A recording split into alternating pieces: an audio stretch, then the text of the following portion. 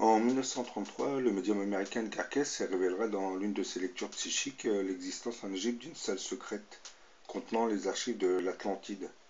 La découverte de cette fameuse salle graviterait autour de l'avènement d'un mystérieux grand monarque dont la venue avait été prophétisée par une multitude de visionnaires chrétiens à travers les siècles.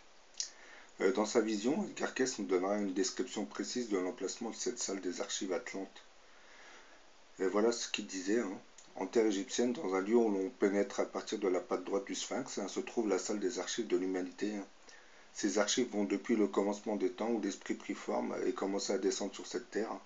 Elles comportent l'histoire de toutes les nations de la Terre, l'histoire de la destruction finale de l'Atlantide et l'histoire de la construction de la pyramide, de l'initiation avec les noms des individus des lieux, avec les dates et les temps où ces archives seront à nouveau ouvertes.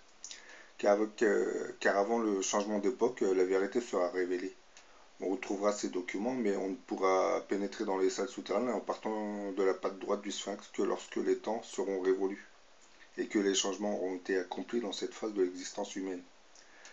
Sous une forme un peu différente, la même prophétie fut confirmée 30 ans plus tard dans un monastère du Tibet par un maître tibétain. Le maître y annonçait l'avènement à notre époque d'une ère meilleure qu'il nommait le cycle de Tara.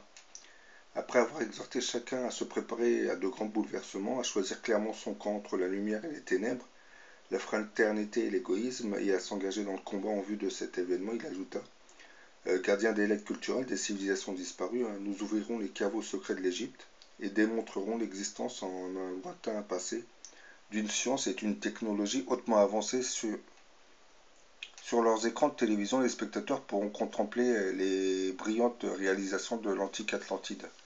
Ils comprendront qu'ils risquent de subir la même destruction dès que le sphinx de Gizeh aura lancé son avertissement. Soyez prêts à de grandes choses. C'était le maître tibétain Tsai Lungpo en 1966. Oui, c'est une date assez étrange, 1966, 65, 66, 67. Ça correspondrait à la prophétie bouddhiste qui parle du retour du grand Maitreya entre les années 50 et les années 2000. Mais bon. Aujourd'hui, cette prophétie semblerait se concrétiser car un important site archéologique aurait été mis à jour en 2001 à Gizeh, puis immédiatement classifié top secret et entouré d'un périmètre de sécurité par l'armée égyptienne. En raison de pression de la CIA, ce site apportera en effet les preuves irréfutables non seulement de l'existence de l'Atlantide, mais aussi des raisons de la fin tragique de la civilisation atlante. Ben là, vous voyez, le mur, il est là.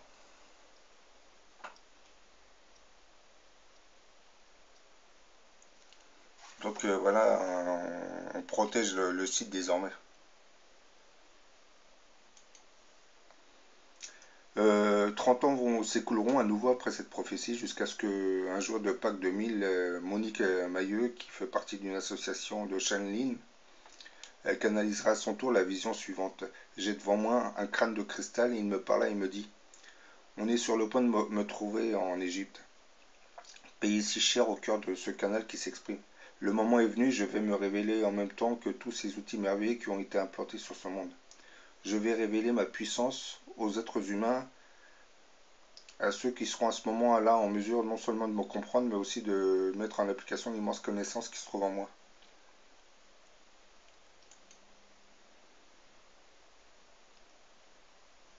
Mais bon, me direz-vous, c'est quoi cette légende des crânes de cristal? Les crânes avaient fait leur apparition à la fin du 19e siècle sur les marchés européens parmi les amateurs d'archéologie. Ce sont en fait des sculptures qui représenteraient des crânes humains transparents composés essentiellement de pur cristal de quartz. Leur taille serait variable, certains mesurent quelques centimètres alors que d'autres seraient à l'échelle d'un vrai crâne humain. Ces crânes de cristal qu'auraient possédé les peuples de l'Amérique du Sud dateraient de plus de 5000 ans, selon les légendes mayas. Mais à cette époque, il était techniquement impossible que de tels crânes d'une si grande perfection aient été façonnés par ces civilisations sud-américaines. Ces derniers ne possédaient pas l'outillage nécessaire. Les traces d'usinage étant complètement absentes de certains crânes, un tel niveau de finition était impossible même avec les outils du XXe siècle. L'énigme posée par ces crânes, c'est en fait que, selon les experts, seuls des outils du XXe siècle, notamment des mèches recouvertes de diamants, ont pu attaquer un matériau aussi dur que le cristal de quartz. Or, les crânes authentifiés datent d'une période très antérieure à la conquête espagnole. On sait que les peuples amérindiens n'utilisaient pas d'outils pour façonner leurs objets. C'est tout le problème qui se pose aux scientifiques. D'après la légende maya, il existerait 13 différents crânes de cristal. Ces derniers posséderaient d'importantes informations sur les origines de l'humanité et sur son destin. Toujours d'après la légende maya, ce sont les Itza, des hommes venus de l'Atlantide, qui auraient apporté les crânes avec eux. Le peuple de l'Atlantide avait toujours fait partie des légendes et croyances transmises par les Mayas. Une fois réunis, les 13 crânes de cristal posséderaient un certain pouvoir. Les 13 crânes auraient été gardés dans une grande pyramide par les Olmecs, les Mayas et finalement par les Aztèques. Ces derniers seraient les responsables de la dispersion des 13 crânes dans le monde. Les crânes furent dispersés par les prêtres aztèques après la conquête espagnole. Ils devaient rester séparés car leur pouvoir collectif était trop puissant pour être utilisé avec sagesse par l'homme. Leur découverte et regroupement annonceraient en fait l'avènement de ce mystérieux grand monarque qui devrait se manifester quelque temps avant la fin de notre monde. Les 13 crânes, aujourd'hui dispersés, sont selon la prophétie de la légende sacrée maya, appelés à être réunis à un moment où l'humanité se courra un grand danger. Le 13e crâne de cristal serait placé dans la salle des archives de l'Atlantide,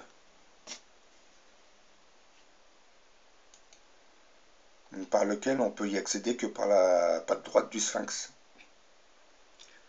Donc cette salle des archives serait enfouie sous le plateau de Gizeh en Afrique.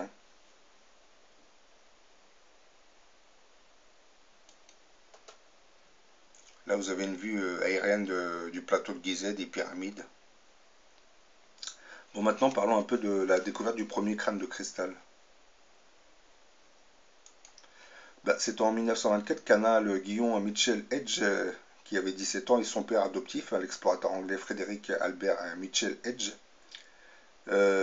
découvrirent un crâne de cristal de roche dans les ruines d'un temple de la cité maya, à Lubantun, au Belize. C'est une reproduction quasi parfaite d'un crâne humain féminin, en dehors de l'absence des sutures crâniennes. Il pesait 5 kg, il était composé d'une mâchoire inférieure, s'ajustant exactement à la partie supérieure. Les propriétés optiques du crâne étaient étonnantes, éclairées par le dessous, la lumière jaillissait par les orbites, frappée à l'arrière par les rayons du soleil, un faisceau lumineux intense jaillissait des orbites, du nez et de la bouche. Une équipe de scientifiques de la société Hewlett-Packard, spécialisée dans la cristallographie, aurait examiné le crâne et en voici les conclusions après examen. Il était constitué d'un quartz naturel extrêmement pur de dioxyde de silicium piézoélectrique, anisotrope, bon, c'est des termes scientifiques, lui procurant une grande stabilité physique, chimique et thermique. Il possédait une polarité et réagissait à la lumière et à l'électricité, directe ou par pression physique. Son axe piézoélectrique était vertical et ses propriétés étaient différentes dans chaque direction. Matériau utilisé aussi comme oscillateur résonateur en électronique et en informatique. Les deux morceaux étaient taillés dans le même bloc de cristal de roche, selon son axe de symétrie moléculaire, ce qui lui conférait ses étonnantes propriétés optiques. Aucune trace d'instrument ni marque microscopique quelconque. Si les sculptures ont lentement et méticuleusement poli l'objet à la main avec un mélange de sable et d'eau. Il aurait fallu plusieurs générations d'ouvriers et 300 années pour arriver à ce stade de résultat. Sans trace d'usinage, il était impossible de dater sa fabrication. Il ne vieillissait pas. Avec une technologie moderne au diamant, il faudrait un an de travail pour obtenir l'aspect extérieur, mais avec des traces d'usinage. Quant aux effets prismatiques, leur reproductibilité est encore plus difficile. La fabrication manuelle aurait requis 300 années. De nos jours, concernant le cristal de quartz fait aujourd'hui partie de notre vie quotidienne. Le cœur de nos ordinateurs, toute l'information est stockée est une petite puce en cristal de silicium. C'est-à-dire où toute l'information est stockée et se trouve dans une petite puce en cristal de silicium. Cette puce utilise les propriétés uniques du cristal pour stocker les informations. Selon les Mayas, les crânes de cristal seraient d'antiques ordinateurs. Ils contiendraient d'importantes informations sur les origines de l'humanité et son destin.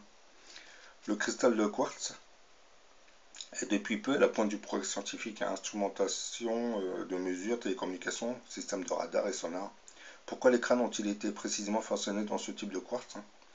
Les civilisations considérées comme primitives avaient-elles réellement des connaissances que nous ne possédons pas, du moins que depuis une centaine d'années?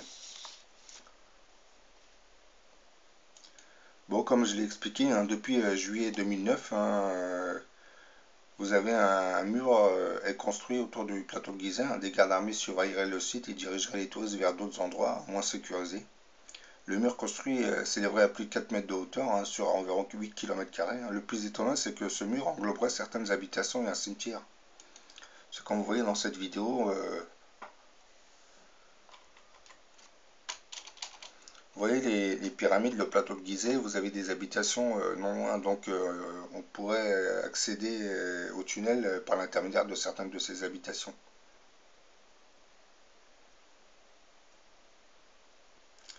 Et on pourrait accéder à certaines salles souterraines en passant simplement, en creusant simplement sous certaines maisons.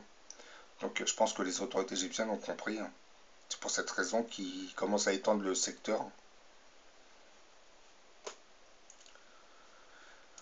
Ben voilà, je pense que la légende des 13 crânes de cristal serait liée à l'avenir de notre monde. Et le 13e crâne de cristal se trouverait dans la salle des archives de l'Atlantide qui sera découverte, je ne sais pas dans combien de temps, hein, mais bon, je pense que elle aura un lien avec l'avènement du grand monarque prophétisé par un nombre de visionnaires chrétiens à travers les siècles.